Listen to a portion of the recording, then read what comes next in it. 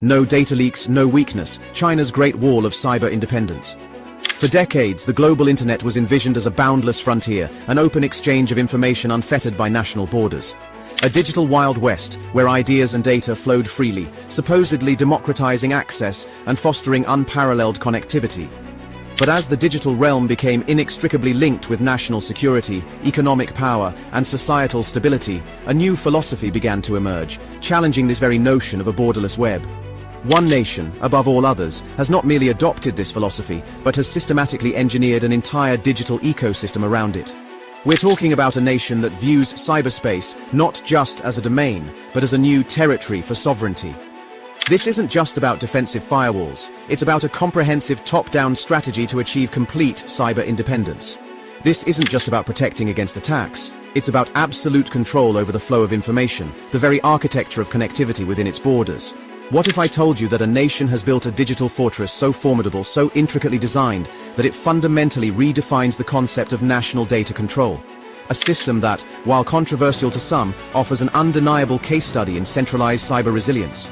Today, Revo now plunges into the depths of China's extraordinary pursuit of cyber sovereignty, a strategy that, for better or worse, is reshaping the global digital landscape and challenging the very principles of internet freedom as we know them. The traditional Western approach to cybersecurity often focuses on a multi-stakeholder model, promoting an open, global internet while attempting to secure its individual components. China's vision, however, is fundamentally different. It's rooted in the principle of cyber sovereignty, which asserts that nations have the right to govern the internet within their own borders, much like they govern their physical territory. This concept, formalized in its national cybersecurity strategy, fundamentally underpins its approach to data and digital infrastructure. Consider the sheer scale of the challenge. A nation of over 1 billion people, rapidly digitizing every aspect of society, from commerce to governance. The initial response was the foundational Golden Shield project, which began in the late 1990s and laid the groundwork for what the world would come to know as the Great Firewall. But this is far more than just content filtering. It's a multi-layered, evolving system encompassing stringent data localization requirements, robust critical information infrastructure protection, and a complex legal framework designed to centralize control over information. The driving force behind this comprehensive approach is multifaceted. National security, maintaining social stability, economic protectionism, and fostering a domestic technology industry. Every piece of this intricate puzzle, from the mandated use of domestic technology to the strict controls on cross-border data transfers, serves this overarching goal of self-reliance and digital autonomy. This isn't merely about blocking undesirable content, it's about building an internet within its borders, largely insulated from external influences, designed to minimize online privacy risks and enhance national data integrity from a centralized perspective. It's a strategic move to ensure that critical data, from personal information to state secrets, remains firmly within the nation's grasp. To truly grasp the ambition behind China's Great Wall of cyber independence, we must understand its legislative bedrock. At its core are 3 monumental laws: the Cybersecurity Law, CSL of 2017, the Data Security Law, DSL of 2021, and the Personal Information Protection Law, PIPL of 2021. These aren't isolated statutes, they form a comprehensive, interlocking legal framework. The CSL is the foundational law, mandating network security and establishing the requirements for critical information infrastructure operators, CIIOs, which include entities in sectors like public communications, energy, finance, and transportation. It dictates that personal information and important data collected by CIIOs must be stored domestically. The DSL takes this further, classifying data based on its importance to national security and public interest, subjecting it to varying levels of protection and, again, emphasizing localization. Finally, PIPL, often compared to Europe's GDPR, focuses specifically on protecting personal information, setting strict guidelines for its collection, storage, and use, and requiring explicit user consent. For foreign companies operating in China, these laws translate into significant compliance challenges, particularly regarding cross-border data transfers. Any transfer of important data or personal information outside China often requires security assessments and approvals from the Cyberspace Administration of China, CAC. This complex regulatory environment creates a powerful incentive for businesses to localize their data and operations, effectively strengthening China's domestic digital infrastructure and reducing external dependencies. It's a clear statement. If you want to operate here, you must play by our rules on our digital turf. This legislative offensive is designed to deter foreign cyber attacks and espionage, bolster national security, and promote China's own tech ecosystem. It's a legal manifestation of their deep-seated desire for technological independence. Now, before we delve deeper into the systemic implications and perhaps even the surprising global influence of this strategy, a quick but critical message. If this deep dive into China's cyber ambitions is opening your eyes to a new dimension of digital power, then please take a moment to like this video. Your support helps us continue to bring you these in-depth analyses. Share this content with your network, because understanding these global shifts is crucial for everyone navigating the digital age.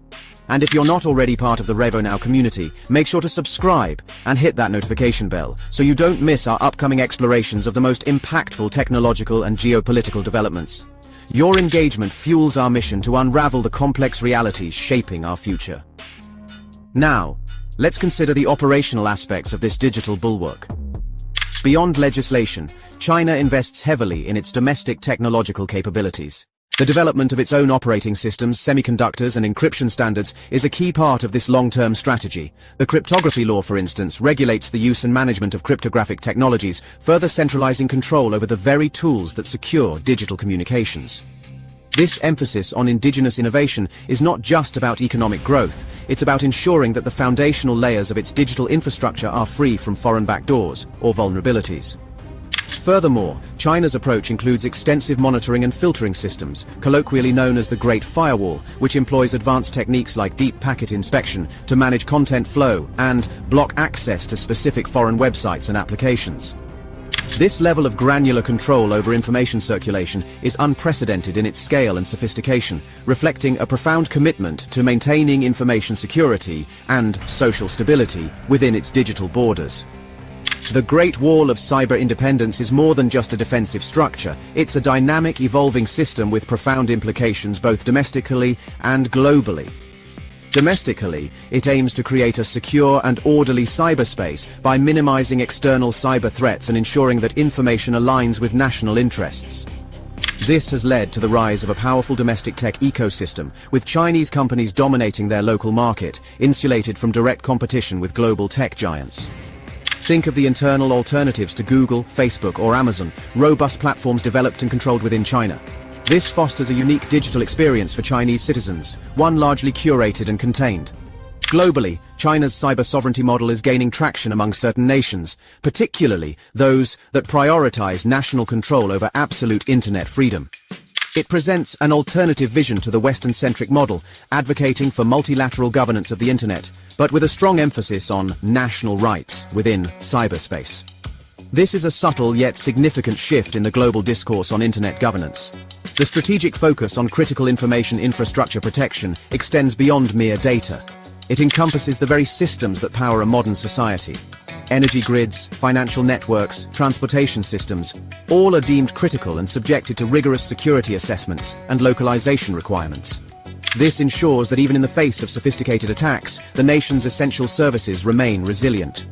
The long-term vision is clear: to become a global cyber superpower by 2030, setting standards and influencing the future of digital governance on the international stage. This isn't just about protecting data, it's about projecting power in the digital domain, shaping the very rules of engagement in a world increasingly defined by technological prowess. And now, the core revelation, the true strategic genius, and perhaps the most debated aspect of China's Great Wall of Cyber Independence. It's not just about building walls, but about orchestrating an entire national digital identity.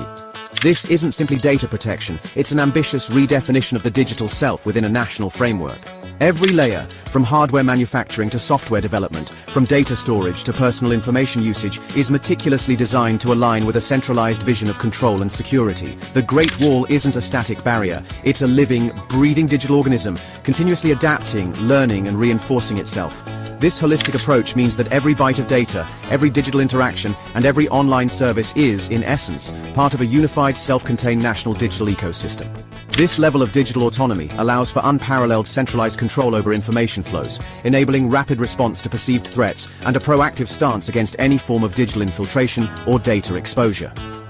The synergy between its rigorous legal framework, its focus on indigenous technology, and its sophisticated monitoring capabilities creates an environment where the concept of a data leak, as understood in the West, an unauthorized outflow of information to an uncontrolled external entity, is structurally minimized by design. Instead, data remains within a system under the nation's direct purview. This is the ultimate reveal. China's Great Wall isn't merely a shield against external threats, but a sophisticated system for achieving comprehensive digital self-determination at a national level, ensuring that information remains a resource firmly within its borders. It's a bold experiment in digital sovereignty, a model that, irrespective of one's political stance, demonstrates an unparalleled commitment to consolidating informational power. It forces the global community to grapple with fundamental questions about the nature of the internet, the balance between freedom and control, and the future of cross-border data flows in an increasingly fragmented digital world. This is the Great Wall of Cyber Independence, a testament to a singular vision for data security and national digital command. China's Great Wall of Cyber Independence offers a compelling, albeit controversial, case study in national digital strategy. It highlights the profound shifts occurring in global cybersecurity and the ongoing debate about the future of the internet. We've explored the legislative pillars, the technological ambition, and the deep implications of this unprecedented push for cyber sovereignty.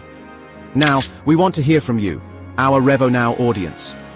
What are your thoughts on China's approach to data control and cyber independence? Do you see elements of this strategy that could be beneficial, or do the implications for global internet freedom outweigh any perceived benefits? Share your perspectives and any personal experiences related to data localization or cross-border data issues in the comments below. Your insights fuel this vital conversation. And looking ahead, what other geopolitical or technological strategies would you like RevoNow to dissect? Your suggestions are crucial in shaping our future content and ensuring we continue to bring you the most relevant and insightful discussions. Thank you for joining us on this exploration of the future of digital power. Stay informed, stay critical, and we'll see you in the next revelation. Subscribe to RevoNow and join our vibrant community of forward thinkers, change makers, and revolutionaries.